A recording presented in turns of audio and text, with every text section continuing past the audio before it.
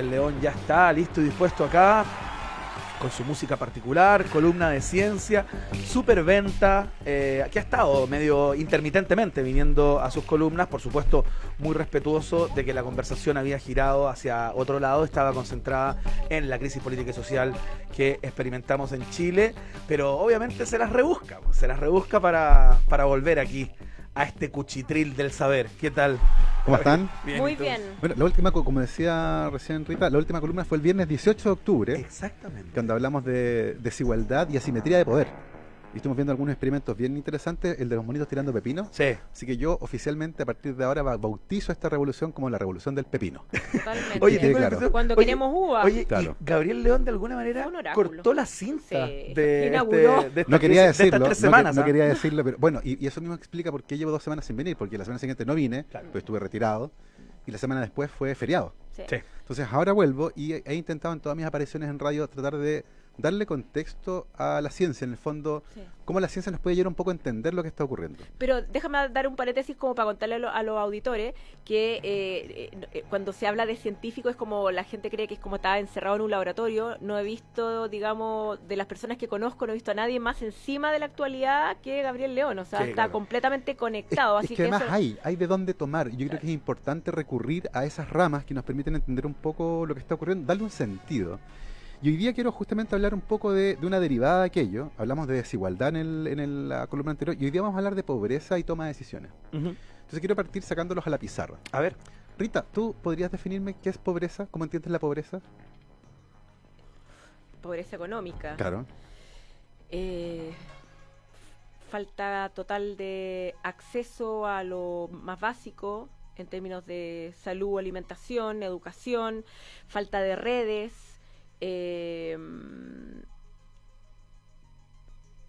postergación también de otros asuntos como básicos, importantes, como recreación, como ocio, como tener un aspecto de libertad en la vida. Maravilloso. ¿Lo puedes describir en 3 palabras? Ay, no me hagas. Si yo soy lo menos sintética que hay, no me hagáis eso. ¿Cachai que cuando definimos pobreza nos pasa aquello? Empezamos a buscarle... Le damos una multidimensionalidad que hace que el problema sea extremadamente complejo. Pero si uno quisiera ser súper concreto y sencillo, la pobreza es falta de dinero. Así de sencillo. La gente pobre no tiene dinero. Y por lo tanto, si uno fuera súper así como y quisiera resolver la pobreza, ¿qué habría que hacer? Dale dinero. Darle dinero. Claro, pero esa es una calificación que es súper, digamos, resistida por las personas que están estudiando la pobreza en el día de hoy, a propósito de la aparición hace algún tiempo de la multidimensionalidad de la pobreza y sus múltiples costados. Totalmente de acuerdo. Sí. Pero en la base, lo que falta es plata. Es la base. Es la base. Y la línea de la pobreza es así, es lo que dijo Rita, es la cantidad de dinero mínimo para que una persona tenga una vida digna. Y en Chile, por persona, es como de 100 lucas. Ahí está la línea de la pobreza. 100 lucas al mes. O sea, una familia de 4 con 400 lucas está como justo en la línea de la pobreza. Está debajo de la línea de la pobreza. Entonces es súper heavy. Un señor que está pensionado y que recibe 120 lucas de pensión es pobre. Pobre. Ahora, una de las cosas que ha dificultado mucho las líneas de acción a emprender tiene que ver con los comportamientos contraproducentes que se presentan en la población que es pobre. ¿A qué me refiero? Me refiero a los estudios que muestran que en general en la población más pobre hay menor cuidado preventivo de la salud, hay una alimentación más mala, no hacen deporte, llegan tarde al trabajo, no van a las citas con el doctor y en general toman muy malas decisiones. Y durante mucho tiempo se trató de entender esto y, por ejemplo, en algunos casos las externalidades explicaban esos comportamientos.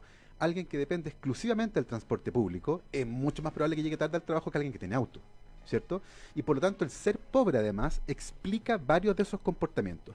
Pero había muchos otros que estaban relacionados, por ejemplo, con el rendimiento académico y otras cosas relacionadas como la crianza de los hijos, que hacían que muchos expertos pensaran que había un problema de fondo relacionado con la persona misma. Ajá. De hecho, en los 80... Más allá de su condición. Y que su condición era explicada por ellos.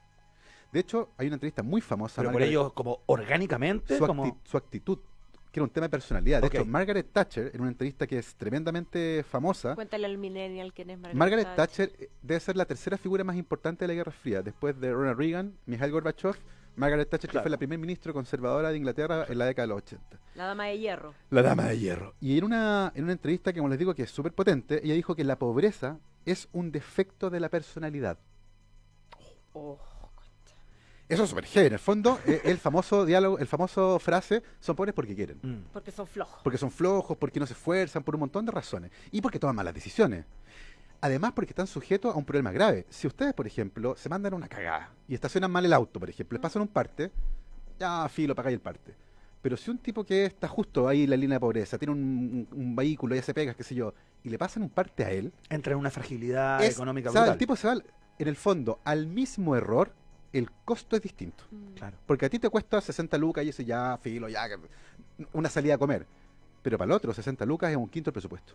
Entonces, los errores que cometen, además, para ellos son muchísimo más costosos. Y durante mucho tiempo, ese fue como el gran paradigma de la pobreza.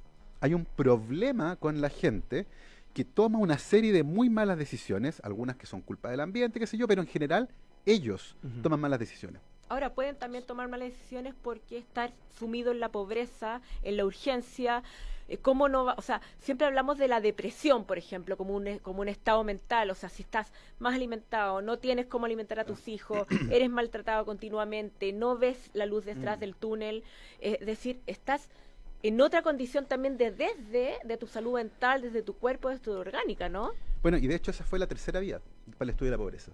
Cuando los investigadores empezaron a mencionar lo que dice Rita, la multidimensionalidad de la pobreza tiene efectos sobre la cognición que son tremendamente potentes, porque no estamos hablando de alguien que no tiene plata para pagar el restaurante, por ejemplo, o plata para pagar la cuenta de luz. Estamos hablando de alguien que permanentemente no tiene plata.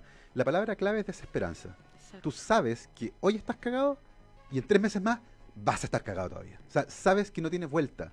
Y esa desesperanza genera un marco mental que eventualmente puede cambiar la forma que las personas tienen de enfrentar sus problemas.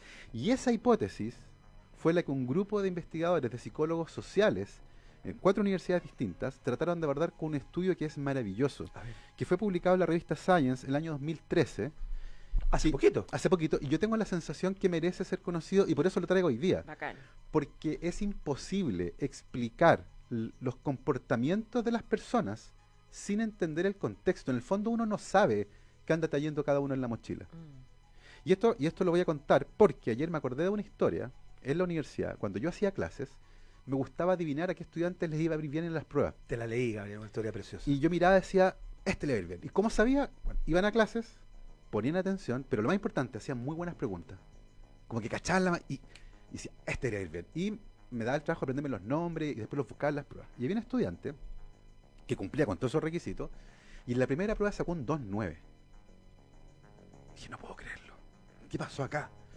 Y me la encuentro en el metro un día de vuelta de clase y le digo, oye, ¿qué te pasó? Yo pensé que te iba mucho mejor en la prueba. Me dice, profe, lo que pasa es que yo vivo con mi mamá y con mi abuela. Mi mamá trabaja de noche, mi abuela tiene cáncer y me toca cuidarla de noche. Está muy mal, casi no duerme y yo no tengo tiempo para estudiar. Y para esta tanda de pruebas tuve que elegir entre estudiar cálculo o biología celular. Y como en cálculo me cuesta más, decidí estudiar cálculo y no biología celular. Chucha, no hay que decirle. Dije, ánimo, es lo que me tocó, me dice. Faltó a clase una semana, a la siguiente prueba sacó un 6.3. Fue la segunda mejor nota del curso. Me acerqué a felicitarle porque además yo sabía que había detrás de esa nota. Y me quedé mirando con cara de pena. Me dice, ¿sabe lo que pasa, profe? Se murió mi abuela. Concha.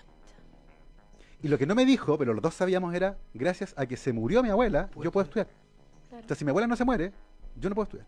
Y ahí está todo el tema de las Y mujeres eso, como o cuidadora sea, y ta. Todo. Entonces, ¿cómo uno entiende ese 2.9 sin entender la vida de esa persona? Por eso es que esta historia es importante. Y este experimento se hizo, como les digo, por investigadores de 4 universidades. Warwick en Reino Unido, British Columbia en Canadá, Princeton y Harvard en Estados Unidos. Y el setting experimental fue muy divertido porque son 2 escenarios distintos. Uno que es como de laboratorio y uno que es de la vida real. ¿Ya? Y el de laboratorio es fascinante. Se hizo en un mall en New Jersey y recolectaron personas que iban a comprar, 100 personas. Que la sacaron del molde. Claro, los quieren a comprar. ¿Ya? Y les preguntaban cuánto ganaban.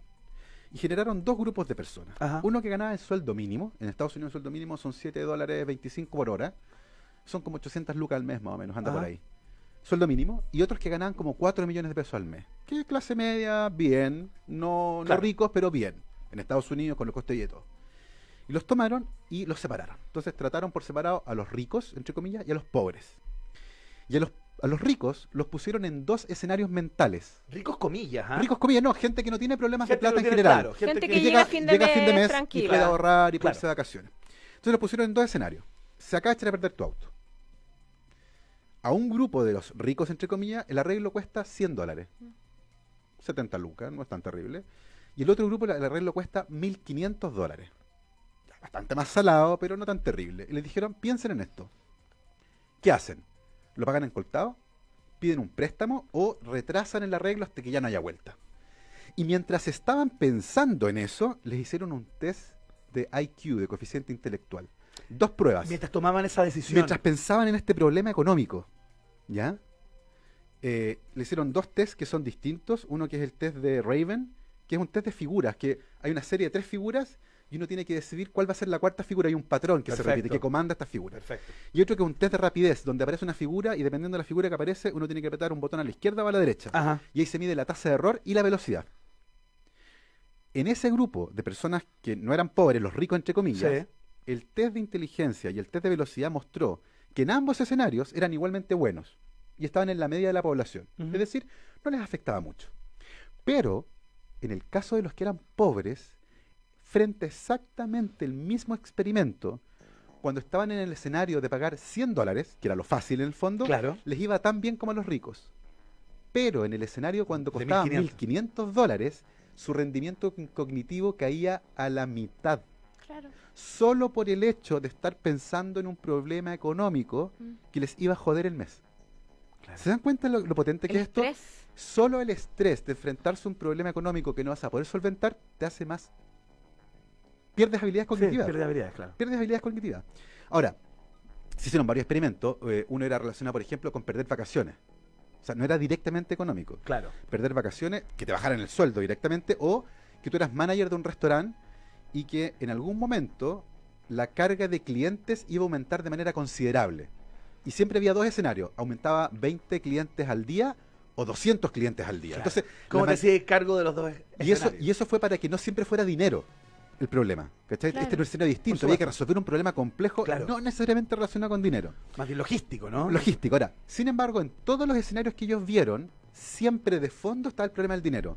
Porque si no vienen clientes no ganáis plata y tú eres el manager. El arreglo del auto implica plata. Si te bajan el sueldo implica plata. Claro. Si te cortas las vacaciones implica también un costo económico. Y por lo tanto, si bien este es un experimento de laboratorio en un setting muy controlado, les hace falta algo de la vida real. ¿Cómo estudiamos esto en una población donde nosotros no hagamos nada? Donde esto ya exista. Claro, donde lo podamos ver sin producirlo, sin generarlo, digamos, Bueno. para efectos de la investigación. En la India, los agricultores de la caña de azúcar viven de una manera muy particular. Son pequeños agricultores, estamos hablando de gente que tiene entre 6.000 metros cuadrados y 12.000 metros cuadrados, entre 0,6 hectáreas y 1,2 hectáreas. Son Ajá. pequeños agricultores. Claro. Y en todos estos casos, el 60% al menos de los ingresos anuales de estos agricultores viene de la caña de azúcar. Ese es un cultivo anual. Eso quiere decir que tú la siembras, la cuidas todo el año y durante ese periodo no ganas un peso Y cosechas al final. y cosechas al final. ¿Qué pasa ahí? ¿Esos agricultores son pobres hasta el día antes de la cosecha? Pero son ricos el día después de la cosecha porque reciben el 60% al menos de sus ingresos anuales en un día. O sea, es impresionante. Impresionante. El lunes no tienen un peso y el viernes están bañados en plata. Porque es la plata, insisto, es el 60% de todos los ingresos del año. Más de la mitad de la plata que ganan en todo el año. Y ahí hay un setting natural donde ya existe esa asimetría de riqueza. Y cuando los investigadores fueron a hacer estos mismos test cognitivos con esos agricultores, encontraron que cuando hacían el test antes de la cosecha y después de la cosecha, se producía una diferencia de coeficiente intelectual de 14 puntos, que es equivalente a la pérdida de coeficiente intelectual cuando eres alcohólico. Esto no es un detalle, No, pues. esto es tremendo. Estamos hablando del mismo grupo de personas. Ahora, hicieron varios controles, porque como los test son similares, puede ser si te lo haces la primera vez y a la segunda vez te lo sabes mejor. Claro. Y también hay algo de temporalidad. Hay meses en que la gente anda de mejor ánimo. Claro. Y eso también te puede afectar. Y para asegurarse que eso no ocurría, se aseguraron de usar agricultores que cosechaban y sembraban en épocas distintas del año. Perfecto. Porque los molinos que procesaban la caña de azúcar les pedían hacerlo para no saturar el molino. Entonces había uno que sembraba en enero y cosechaba, ponte tú, En noviembre. claro, y otro que sembraba en junio y cosechaba después en mayo. Perfecto. Entonces se aseguraban de separarlo espacialmente y se ve exactamente lo mismo. Y cuando hacían el test al revés, es decir, ensayaban primero el post y después el pre, la diferencia que encontraban no era explicada por el entrenamiento, ¿cachai? O sea, no era Perfecto. como que se acostumbraran Porque se al sabían test. las preguntas, digamos. Exactamente. Esto sugiere entonces fuertemente que efectivamente las personas que viven de manera constante sin dinero son igual que un computador viejo corriendo muchos programas en paralelo. Claro. Están saturados, están con tantas preocupaciones en la cabeza, están pensando, tienen tantas cosas en el aire que sencillamente toman malas decisiones debido a eso y se traban. Y son incapaces, por ejemplo, de decidir bien qué gastos hay que hacer, o cómo ahorrar, o no cometer errores, como tomar el metro al revés, por ejemplo, y equivocarse de micro, lo que implica pagar un pasaje más de... Qué interesante, ¿Sabes porque qué? siempre se habla siempre se habla de que la incultura del pobre Exactamente. por un lado y por otro, y se le tontea, y por otro lado también como lo que tú planteas tiene que ver con un maltrato hacia lo más esencial, que son sus funciones cognitivas, Claro, sus funciones exactamente. de poder tomar determinaciones que finalmente empiezan. Entonces es un círculo en que no se puede salir. Tomas una mala decisión, Exactamente. por lo tanto tienes que pagar esa mala decisión, etcétera. Y eso es un camino cuesta abajo, o sea, una vez que tomas un set de malas decisiones, es muy poco probable que seas capaz de revertirlo. Es muy interesante lo que planteas porque, sigamos, si lo trasladamos al conflicto actual, a la crisis que estamos experimentando, uno escucha, a propósito de, por ejemplo, cuando el presidente Sebastián Piñera para todo el país desplegó esta agenda social, en pensiones, en varias farmacias, etcétera. Hubo muchas personas que dijeron, y para qué decir ayer, ¿no? Cuando lanza esta avanzada en seguridad ciudadana, esta nueva agenda, hay muchas personas que dicen, la gente en Chile no está pidiendo este tipo de cosas, está pidiendo dignidad, está pidiendo Claro. participación Sí. y todo aquello.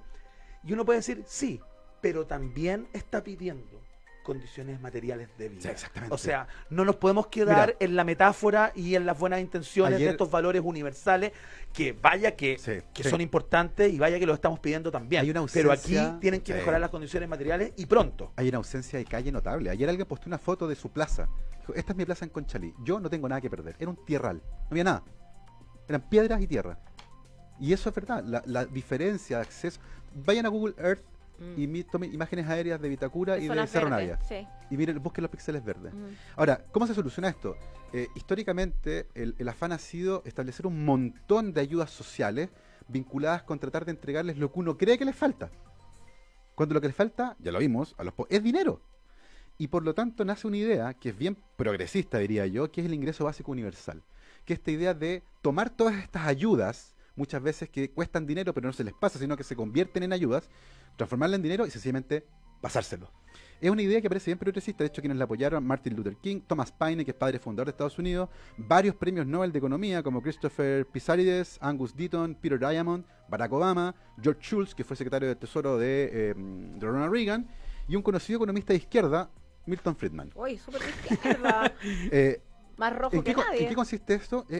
Yo no soy economista, así que voy a decir textual lo que encontré leyendo. Básicamente esto se financia con un impuesto negativo a la renta. ¿Qué quiere decir eso? Todo el mundo paga el mismo impuesto, por ejemplo 25%. O sea, si alguien gana 4 millones al año, 25 se le cobra 1 millón de impuestos. Pero al mismo tiempo se le pasan 6 millones de pesos. Por lo tanto se neutraliza eso y termina esa persona ganando al año 9 millones de pesos. ¿Dónde está el corte? El corte está en el que gana, por ejemplo, 24 millones de pesos. Porque en ese caso, el 25% son 6 millones. A él también se le pasan 6 millones, se netea y por lo tanto no paga impuestos. Ojo, que todo el mundo lo recibe, sin importar cuánto gane, todo el mundo lo recibe. El problema es que hay muy pocos estudios con respecto al impacto que tiene. Y uno de los más famosos se comenzó en Canadá el 22 de febrero del 74, cuando era primer ministro Pierre Trudeau. Papá del actual primer ministro, ¿cierto? Trudeau también. Se hizo en Manitoba entre 1974 y 1979. Terminó cuando cambió el gobierno que lo estableció era un gobierno progresista, el gobierno que lo cerró era un gobierno conservador. Los resultados de ese estudio quedaron en 20.000 cajas y nunca nadie los analizó. Hasta hace poco, ¿Ya? cuando una investigadora canadiense llamada Evelyn Forget analizó los datos de ese estudio. ¿Ya? Y lo que encontró fue que durante los 5 años que en esos pueblos se estableció un ingreso básico garantizado para todo el mundo con este sistema de impuesto negativo a la renta, disminuyeron en un 8,5% las visitas a los hospitales, hubo menos lesiones de trabajo, menos visitas a urgencias y bajaron las consultas psiquiátricas por enfermedades mentales. El impacto en el ahorro trabajo, para el Estado increíble. el impacto al trabajo fue casi nulo, porque muchos dicen, no, pues si le da plata a la gente, dejar de trabajar. Sí, claro. El impacto en el trabajo fue casi nulo, casi nulo. La gente usó mejor su tiempo libre, se notó un poco más en los jóvenes que estudiaban, que bajaron un poquitito, pero estamos hablando de un 5%, y en las mujeres que tenían hijos, que también bajó como un 2%. O sea, la gente aprovechó ese poquito más de dinero que tenía y lo dedicó a la familia o a pasarlo bien. Ese es uno de los estudios más grandes que se ha hecho al respecto, pero como les digo, fue pobremente analizado porque el estudio terminó abruptamente. No estoy diciendo que esa sea la solución, pero probablemente sea un camino que eventualmente en algunos tipos de sociedades podría funcionar. Habría que ver evidentemente cómo hacerlo, pero en el fondo, y el gran mensaje es, la pobreza, con toda esa multidimensionalidad que tiene, se puede reducir en términos prácticos a falta de dinero. Y tal vez, sea mucho mejor que en vez de tener miles de iniciativas, muchas de ellas privadas, que tratan de entender a la pobreza, ¿cierto? Desde una dimensión distinta, desde un lugar diferente, desde una oficina en Las Condes. Sí, po. Tal vez hay que transformar todo eso en dinero y entregárselo directamente a quienes les falta, porque finalmente la pobreza es eso. Si tú le pasas a alguien una ropa, si a lo mejor a mí no me falta ropa, viejo. Lo que yo no tengo son fruta y verdura. Yo necesito plata para comprar. No tanta metáfora y más acción real, exactamente. bolsillo. Y, ojo, nunca más volver a pensar que la pobreza es un asunto casi de elección. Son pobres porque quieren. Debe ser unas cosas más violentas Atroz. que uno puede escuchar en este tipo de discusiones. Gabriel León haciendo su columna de ciencia esta mañana, de día viernes, esta tarde, iba a decir, justo cuando se cumplen 3 semanas de la explosión social que estamos experimentando en Chile, pobreza y toma de decisiones. Gabo Presidente, se levantan carteles acá afuera. Gabo Presidente, qué increíble. ¿Cómo la ciencia no está metida ahí en el segundo piso? En la ciencia me refiero a estos conocimientos. Habría que hablar con la Rule. Habría que hablar con la Rule. Va a quedar todo el audio y todo disponible en Spotify en los próximos minutos y en la www.radio0.cl también. Gabriel León, muchas gracias por la columna del día de hoy. Sí. Gracias a ustedes por muy recibirme en este interesante espacio. Y nos volvemos a encontrar la próxima semana.